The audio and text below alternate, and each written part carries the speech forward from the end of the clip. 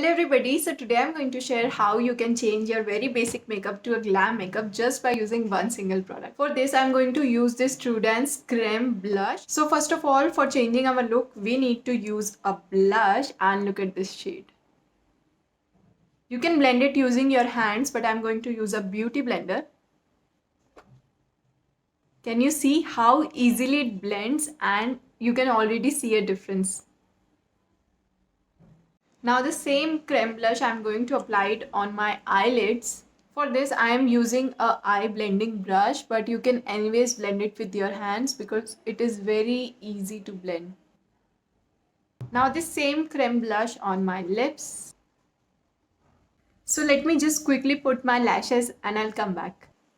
As you can see, this is my complete look and I am looking completely glam yet natural at the same time. My shade is Cherry Blossom. Like cream blushes and nude shades, do give it a try. Follow for more.